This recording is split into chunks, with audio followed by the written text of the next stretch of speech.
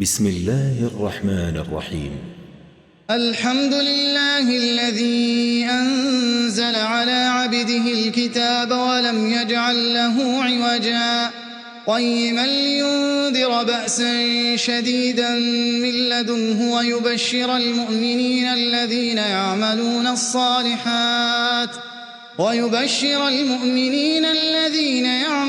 الصالحات أن لهم أجرا حسنا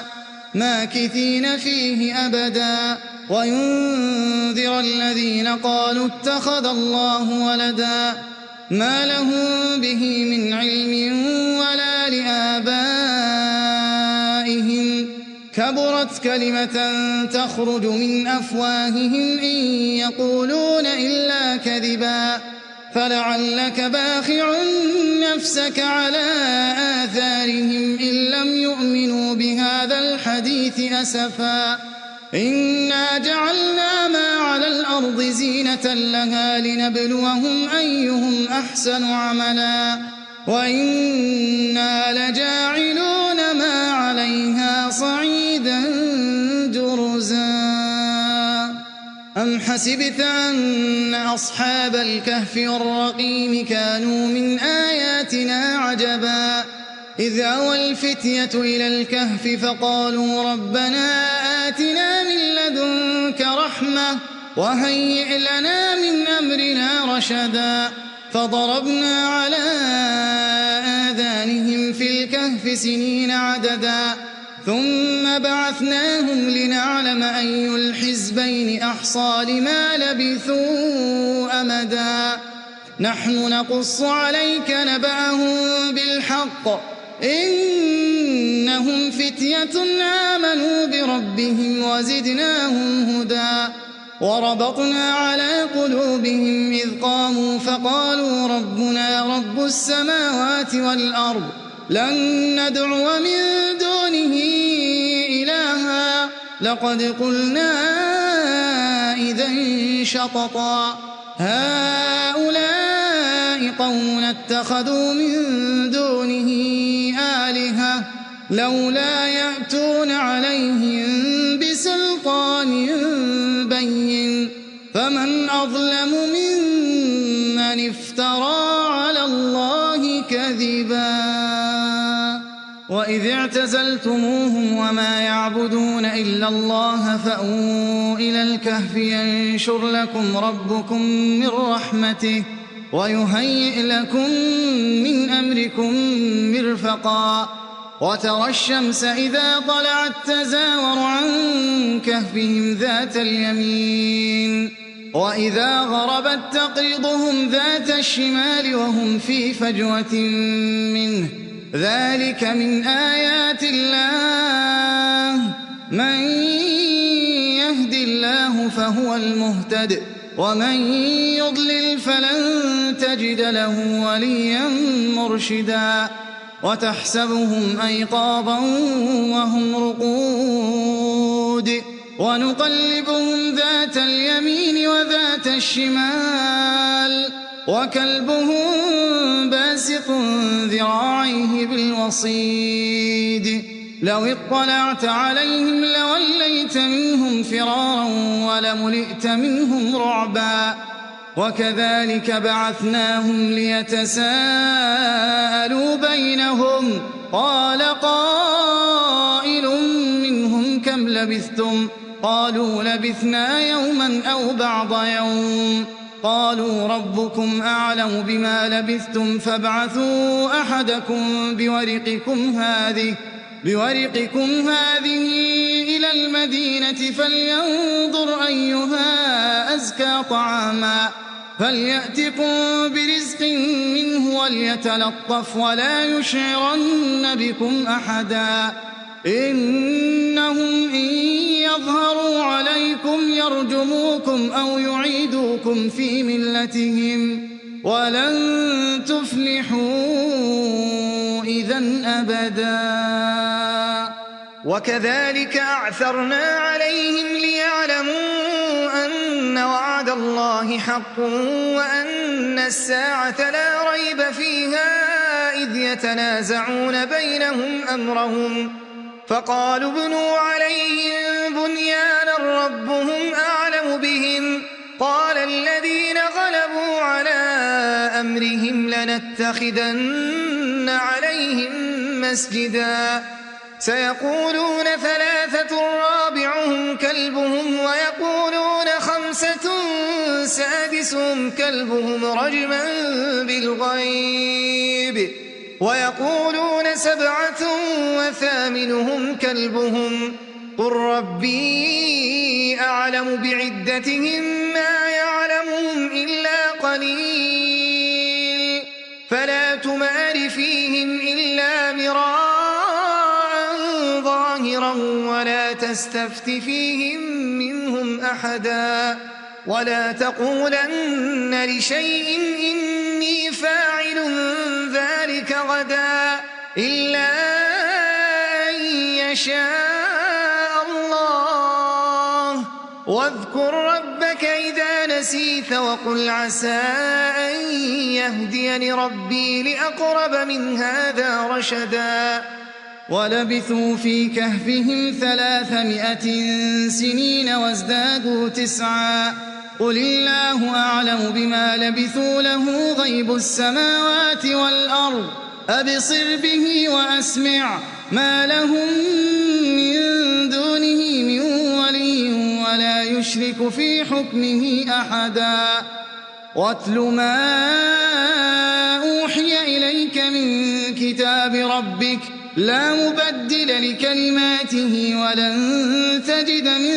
دونه ملتحدا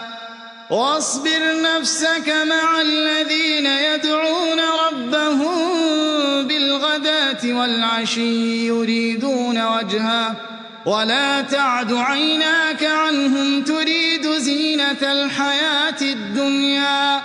ولا تطع من أغفلنا قلبه عن ذكرنا واتبع هواه وكان أمره فرطا وقل الحق من ربكم فمن شاء فليؤمن ومن شاء فليكفر إنا أعتدنا للظالمين نارا أحاط بهم سرادقها وإن يستغيثوا يغاثوا بماء كالمهل يشوي الوجوه بئس الشراب وساءت مرتفقا إن الذين آمنوا وعملوا الصالحات إنا لا نضيع أجر من أحسن عملا أولئك لهم جنات عدن تجري من تحتهم الأنهار يحلون فيها من أساور من ذهب ويلبسون ثيابا خضرا من سندس واستبرق متكئين فيها على الأرائك نعم الثواب وحسنت مرتفقا واضرب لهم مثل الرجلين جعلنا لأحدهما جنتين من أعناب وحففناهما بنخل وجعلنا بينهما زرعا كلتا الجنتين آتت أكلها ولم تظلم منه شيئا وفجرنا خلالهما نهرا وكان له ثمر فقال لصاحبه وهو يحاوره أنا أكثر منك مالا وأعز نفرا ودخل جنته وهو ظالم لنفسه قال ما أظن أن تبيد هذه أبدا وما أظن الساعة قائمة ولئن رددت إلى ربي لأجدن خيرا منها منقلبا قال له صاحبه وهو يحاوره أكفرت بالذي خلقك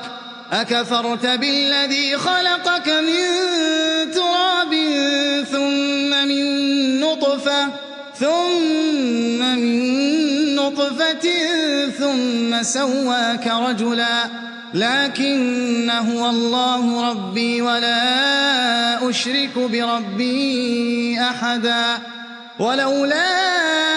إذ دخلت جنتك قلت ما شاء الله لا قوة إلا بالله إن ترني أنا أقل منك مالا وولدا فعسى ربي أن يؤتيني خيرا من جنتك ويرسل عليها حسبانا من السماء فتصبح صعيدا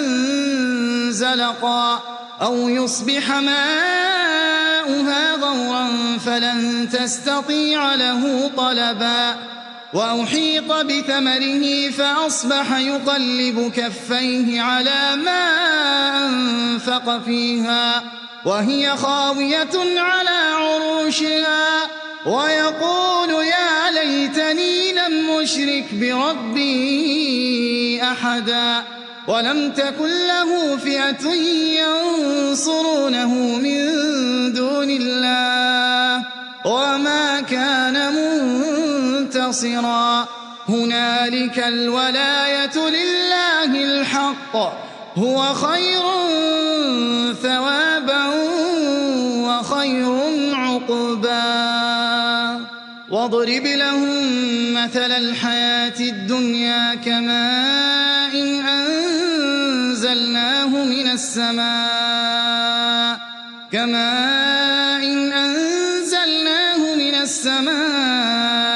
فاختلط به نبات الأرض فأصبح هشيما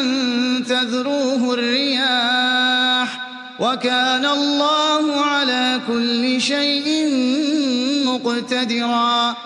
المال والبنون زينة الحياة الدنيا والباقيات الصالحات خير عند ربك ثوابا وخير أملا ويوم نسير الجبال وترى الأرض بارزة وحشرناهم فلم نغادر منهم أحدا وعرضوا على ربك صفا لقد جئتمونا كما خلقناكم أول مرة بل زعمتم أن لن نجعل لكم موعدا ووضع الكتاب فترى المجرمين مشفقين مما فيه ويقولون يا ويلتنا ما لهذا الكتاب لا يغادر صغيرة ولا كبيرة إلا أحصاها ووجدوا ما عملوا حاضرا ولا يظلم ربك أحدا وإذ قلنا للملائكة اسجدوا لآدم فسجدوا إلا إبليس كان من الجن ففسق عن أمر ربه أفتتخذونه وذريته أولياء من دوني وهم لكم عدو بئس للظالمين بدلا ما أشهدتهم خلق السماوات والأرض ولا خلق أنفسهم وما كنت متخذ المضلين عضدا ويوم يقول نادوا شركائي الذين زعمتم فدعوهم فلم يستجيبوا لهم وجعلنا بينهم موبقا ورأى المجرمون النار فظنوا أنهم مواقعوها ولم يجدوا عنها مصرفا ولقد صرفنا في هذا القرآن للناس من كل مثل وكان الإنسان أكثر شيء جدلا وما منع الناس أن يؤمنوا إذ جاءهم الهدى ويستغفروا ربهم إلا أن تأتيهم سنة الأولين أو يأتيهم العذاب قبلا وما نرسل المرسلين إلا مبشرين ومنذرين ويجادل الذين كفروا بالباطل ليدحضوا به الحق واتخذوا آياتي وما أنذروا هزوا ومن أظلم ممن ذكر بآيات ربه فأعرض عنها ونسي ما قدمت يداه إنا جعلنا على قلوبهم أكنة أن يفقهوا وفي آذانهم وقرا وإن تدعهم إلى الهدى فلن يهتدوا إذن أبدا وربك الغفور ذو الرحمة لو يؤاخذهم بما كسبوا لعجل لهم العذاب بل لهم موعد لن يجدوا من دونه موئلا وتلك القرى أهلكناهم لما ظلموا وجعلنا لمهلكهم موعدا وإذ قال موسى لفتاه لا أبرح حتى أبلغ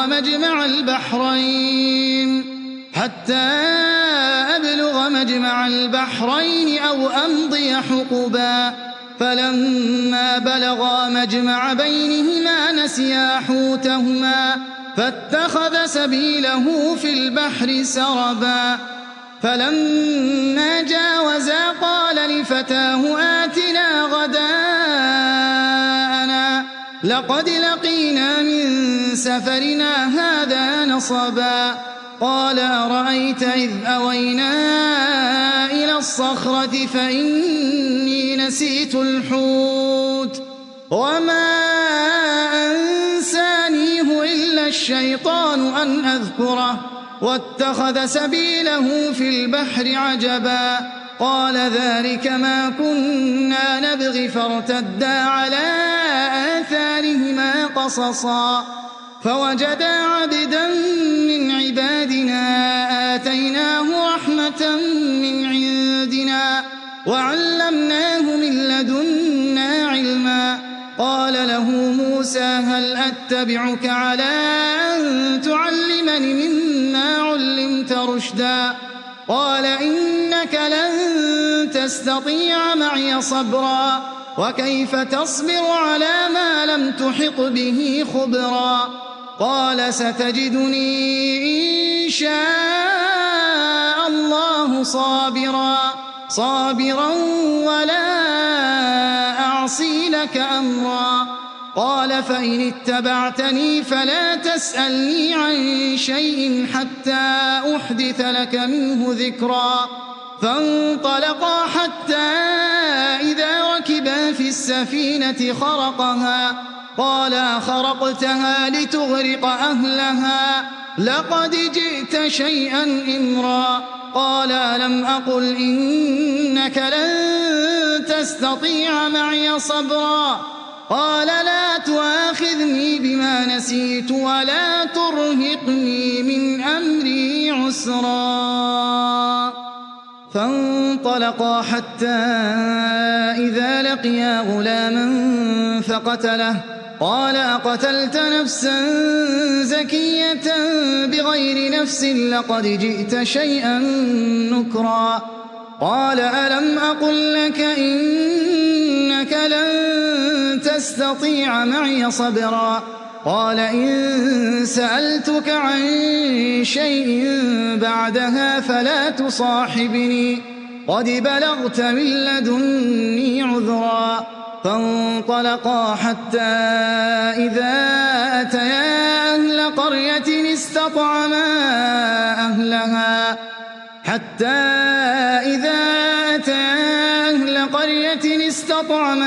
أهلها فأبوا أن يضيفوهما فوجدا فيها جدارا يريد أن ينقض فأقامه قال لو شئت لاتخذت عليه أجرا قال هذا فراق بيني وبينك سأنبئك بتأويل ما لم تستطع عليه صبرا أما السفينة فكانت لمساكين يعملون في البحر فأردت أن أعيبها وكان وراءهم ملك يأخذ كل سفينة غصبا وأما الغلام فكان أبواه مؤمنين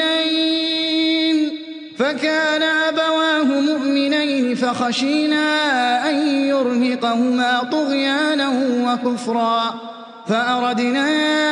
أن يبدلهما ربهما خيرا منه زكاة وأقرب رحما وأما الجدار فكان لغلامين يتيمين في المدينة وكان تحته كنز لهما وكان أبوهما صالحا فأراد ربك أن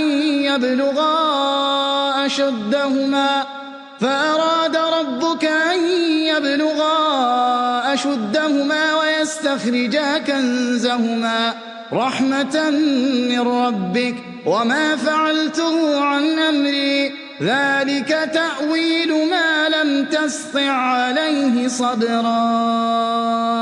ويسألونك عن ذي القرنين قل سأتلو عليكم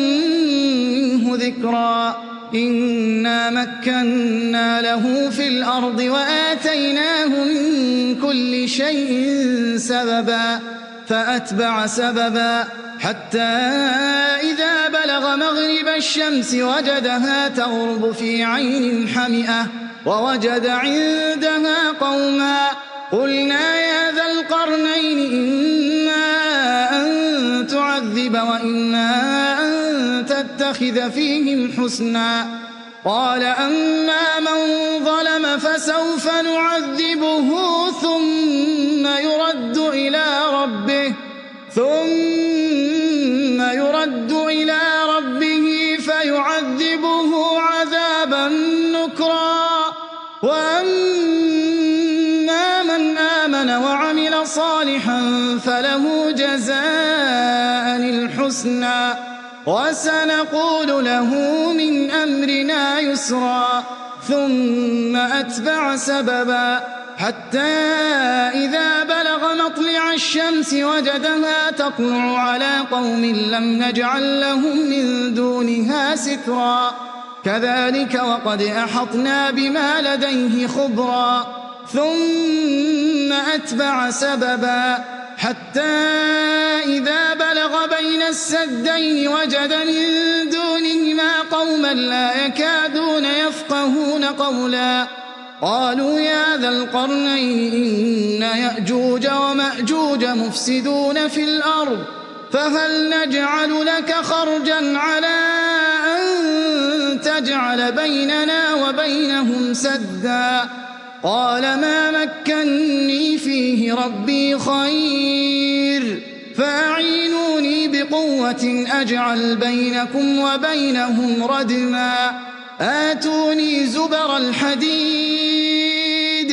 حتى إذا ساوى بين الصدفين قال انفخوا حتى إذا جعله نارا قال آتوني أفرغ عليه قطرا فما استطاعوا أن يظهروه وما استطاعوا له نقبا قال هذا رحمة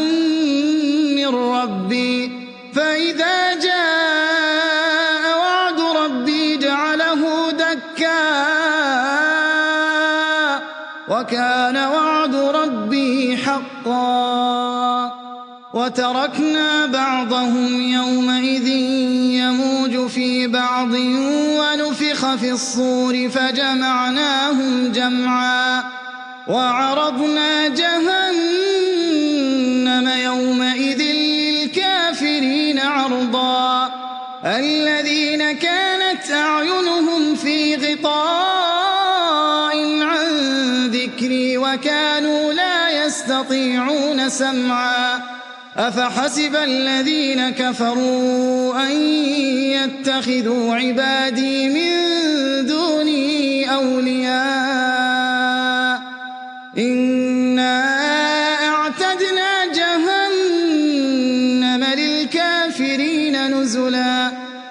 هل ننبئكم بالأخسرين أعمالا الذين ضل سعيهم في الحياة الدنيا وهم يحسبون أنهم يحسنون صنعا أولئك الذين كفروا بآيات ربهم ولقائه فحبطت أعمالهم فلا نقيم لهم يوم القيامة وزنا ذلك جزاؤهم جهنم بما كفروا واتخذوا آياتي ورسلي هزوا إن الذين آمنوا وعملوا الصالحات كانت لهم جنات الفردوس نزلا خالدين فيها لا يبغون عنها حولا قل لو كان البحر مدادا لكلمات ربي لنفد البحر قبل أن تنفد كلمات ربي ولو جئنا بمثله مددا قل إنما أنا بشر مثلكم يوحى إلي أنما إلهكم